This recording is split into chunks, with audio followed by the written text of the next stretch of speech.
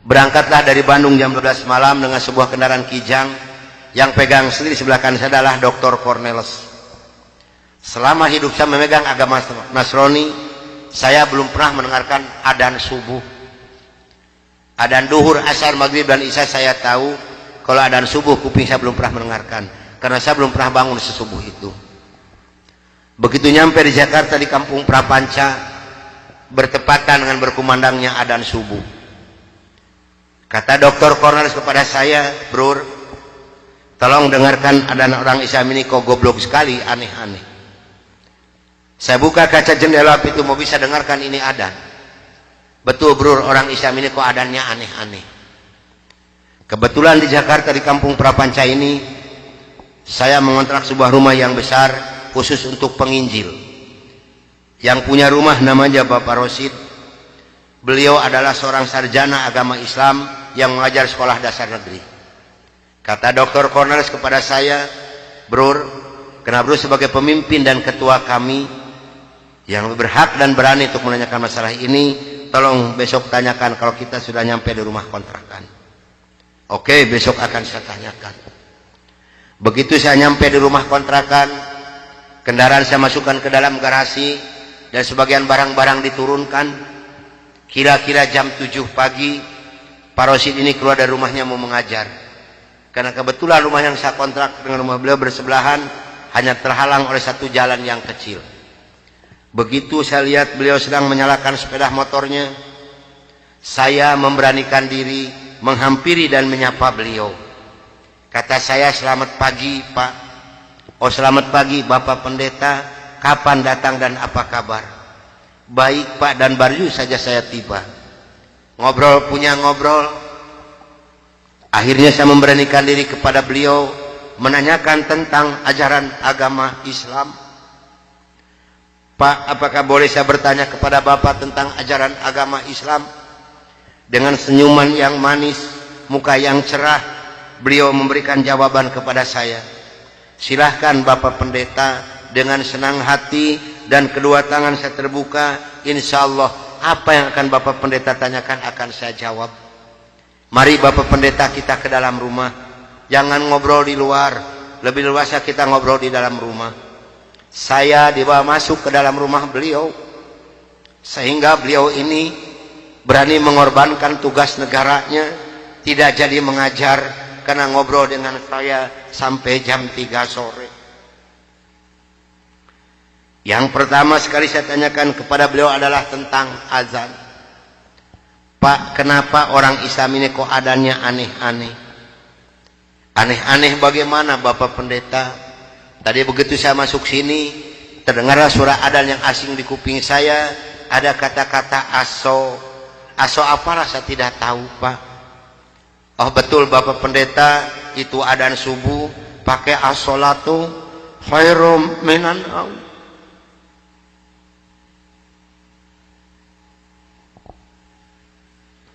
Apa artinya Pak? Beliau memberikan jawaban kepada saya, lebih baik sholat daripada. Bukan semakin tertarik kepada Islam, tidak, tapi saya semakin membenci. Kenapa? Karena iri di dalam hati saya. Kenapa orang Islam ini berani meninggalkan tidurnya untuk melaksanakan ibadat kepada Tuhannya dengan kata-kata yang ada di adzan ini? Maka timbullah kata-kata yang keluar dari mulut saya yang sangat dan sangat menyakitkan Bapak Rosid dan umat Islam yang lainnya. Kata saya, kalau begini orang Islam ini lebih goblok lagi. Kapan molornya kalau sholat melulu? Dulu sebelum saya mengenal kepada Islam, banyak sekali yang beliau terangkan kepada saya tentang ajaran agama Islam. Dan akhirnya beliau memberikan satu Al-Quran dengan terjemah produksi Departemen Agama. Kata beliau kepada saya, "Ini untuk Bapak Pendeta kalau memerlukan, tapi kalau tidak tolong kembalikan kepada saya." Saya terima ini Al-Quranul Karim. Kira-kira jam 3 lebih saya keluar dari rumah beliau masuk rumah kontrakan saya. Begitu saya nyampe di rumah kontrakan, saya langsung ditegur oleh rekan-rekan saya, termasuk oleh Dr. Cornelis dan Dr. Johan. "Dari mana Bro, kok dari pagi sampai sore begini baru pulang? Sedangkan jam 4 sore ini Bro harus memimpin kami untuk membawa umat Islam yang ada di kampung Prapanca ini. Maka saya katakan kepada rekan saya bahwa saya sudah menanyakan tentang azan dan saya diberikan satu Al-Quran ini. Ini ditertawakan semua oleh rekan saya. Seharusnya sore itu saya memimpin penginjilan, entah kenapa saya ini malas sama sekali untuk melaksanakan tugas. Mungkin ini sudah jalan dari Allah Subhanahu wa taala. Maka saya punya tugas, saya serahkan kepada Dr. Cornelius dan Dr. Johan. Bro, tolong pimpin misi kita ini, tolong pimpin penginjilan kita ini, bawa umat Islam sebanyak-banyak yang ada di kampung Prapanca ini. Dan ini dananya 16 juta, tolong bagikan kepada mereka. Pakaian, beras, indomie, susu, gula pasir, dan kebutuhan hidup sehari-hari yang sudah tersedia di dalam kendaraan. Silahkan bro, bagikan, harus tepat pada sasaran. Berangkatlah rekan saya 14 ini menjajakan agama door to door dengan bermodalkan uang 16 juta, pakaian dan kebutuhan hidup sehari-hari. Saya hanya di rumah sendiri sambil melihat-lihat luarnya Al-Quran karena saya belum hafal huruf Arab, yang saya baca hanya terjemahnya saja. Begitu saya akan membuka Al-Quran, terlebih dahulu saya berdoa dulu pada Tuhan saya yang saya yakini dulu. Bapa di dalam surga, dalam nama Tuhan Yesus Kristus, saya datang di bawah kaki-Mu Tuhan. Saya mohon petunjuk dan pertolongan daripada-Mu Tuhan. Tolong celikan mata hati saya dan bukakan mulut saya. Tolong celikan mata penglihatan saya dan bukakan alat pendengaran saya. Saya akan membaca kitabnya orang-orang kafir. Tapi semakin saya berdoa pada Tuhan saya,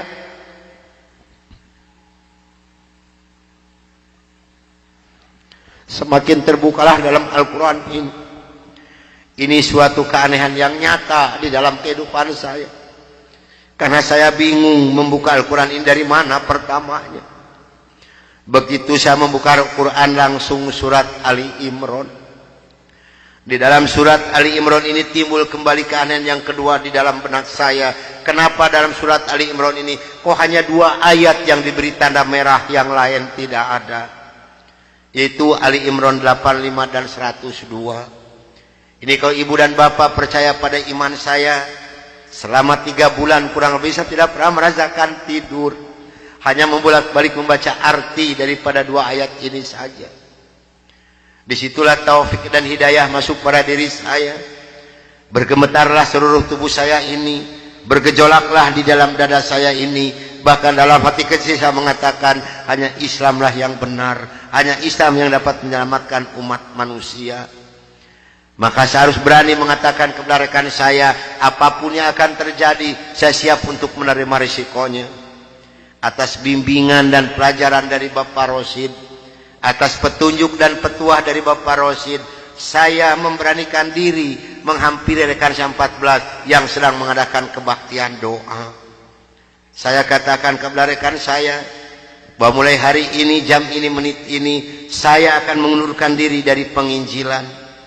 Saya akan menyerahkan sebagai ketua misionaris pada Anda semua, karena saya hari ini akan mencari agama yang baru, itu agama Islam.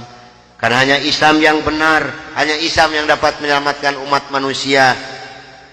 Agama yang kita pegang sama-sama tidak bisa menyelamatkan kita semua.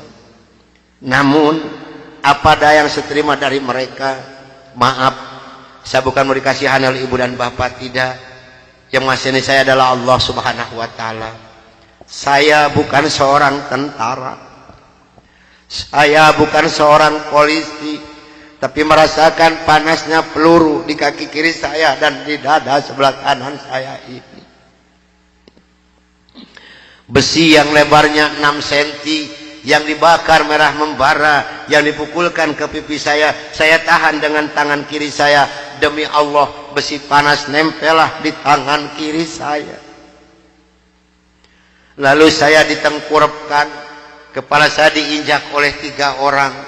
Tangan saya, kaki saya kiri kanan dipegang dan diikat oleh mereka. Lalu punggung saya dipukuli oleh Dr. Johan pakai kursi rotan. 13 tulang punggungnya patah untuk mengenal Islam. Kalau menurut logika manusia, saya ini harus sudah meninggal dunia. Tapi Allah Maha di atas Maha, Allah mempunyai rencana lain untuk saya. atas izin dan karunia Allah yang diberikan kepada saya bisa lolos dari pembunuhan rekan-rekan saya.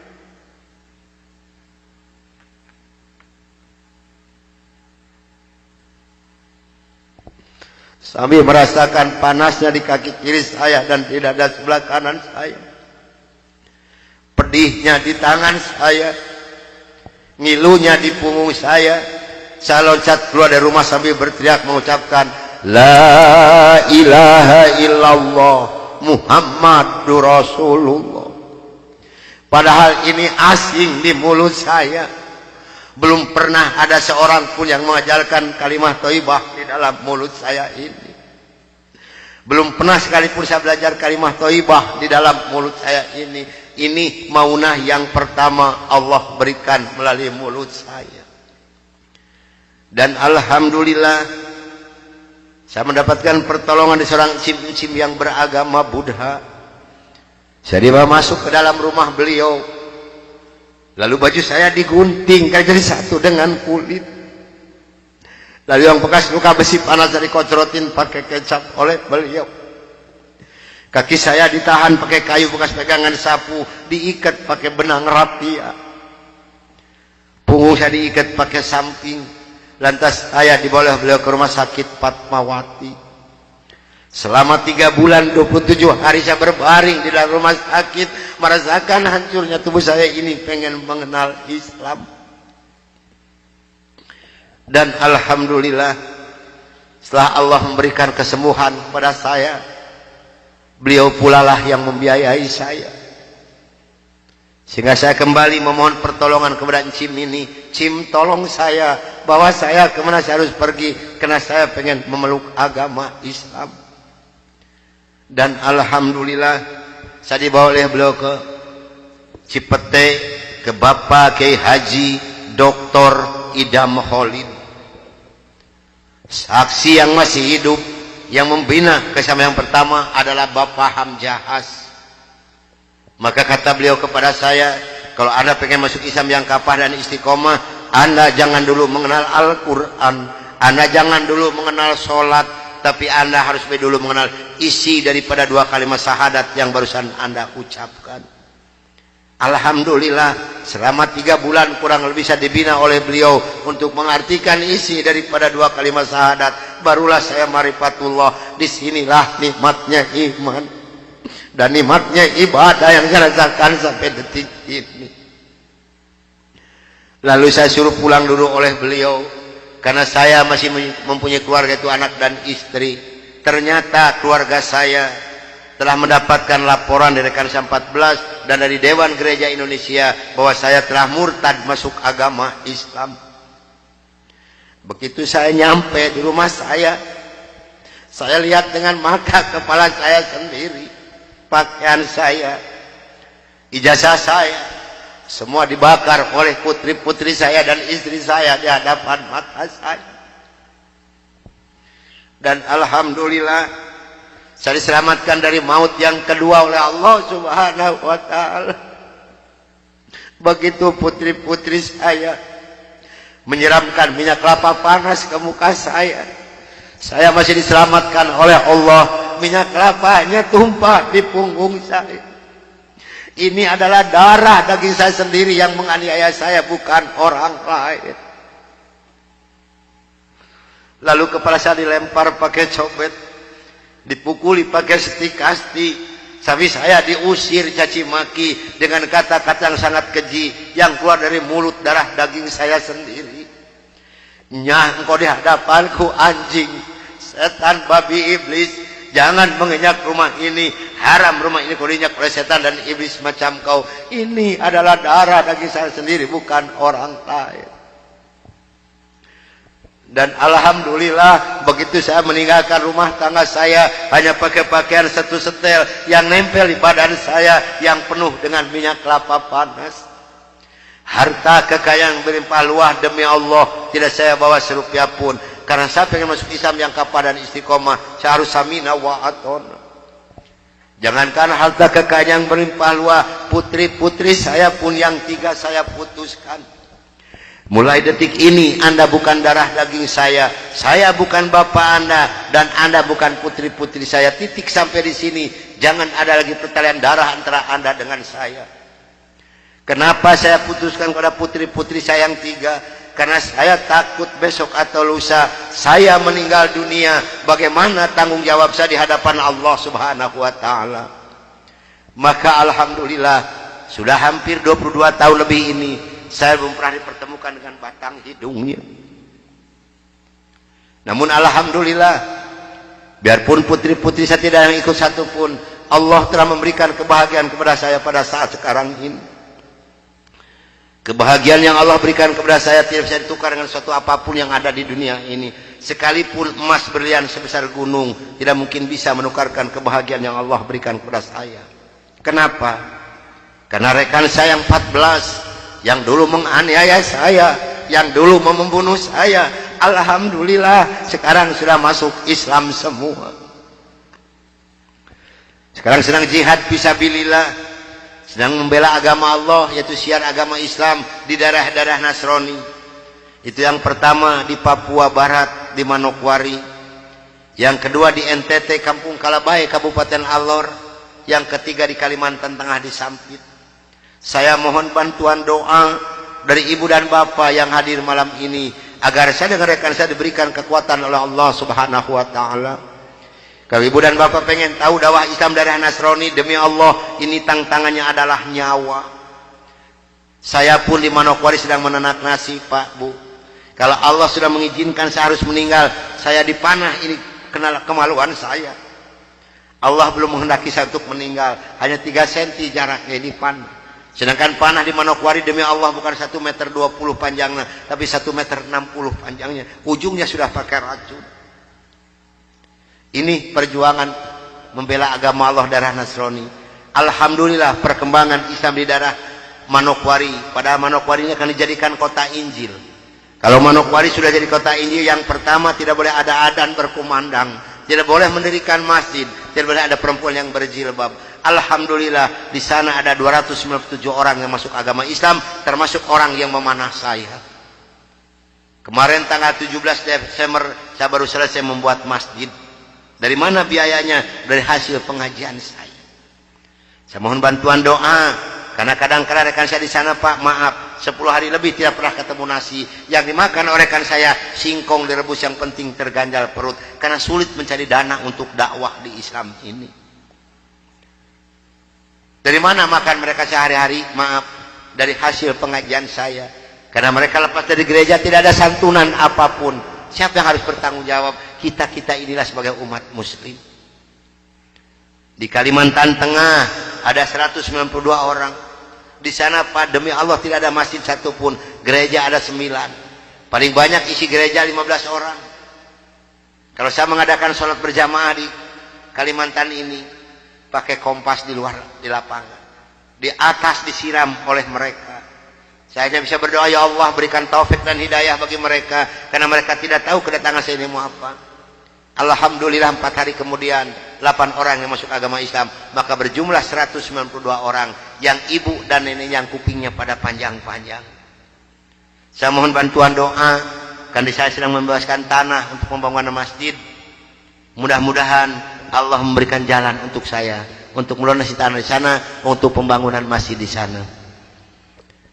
Nah hadirin ikhwatul iman rahimakumullah yang hadir malam ini, barangkali, tapi sebelumnya saya mohon maaf yang sebesar-besarnya, barangkali ibu dan bapak mau ikut berjuang membela agama Allah, menyisihkan sedikit rezeki untuk pembebasan tanah di Kalimantan ini, insya Allah hubungi saya. Tapi yang penting adalah doa, karena doa lebih dulu nyampe di hadapan Allah Subhanahu wa taala. Nah hadirin ikhwatul iman rahimakumullah, itulah mungkin tausiah saya yang saya bisa sampaikan malam ini. Mudah-mudahan ada manfaat guna untuk ibu dan bapak. Dan mudah-mudahan yang hadir malam ini kelak di yaumul qiyamah mendapatkan syafaatul ujma dari Kangjeng Nabi besar Muhammad Rasulullah sallallahu alaihi wasallam. Dan mudah-mudahan kita dipertemukan Allah bukan hanya sampai di sini saja, tapi sampai yaumul jaza kita dipertemukan kembali oleh Allah Subhanahu wa taala. Akhirul kalam, wabillahi taufiq wal hidayah. Wassalamualaikum warahmatullahi wabarakatuh.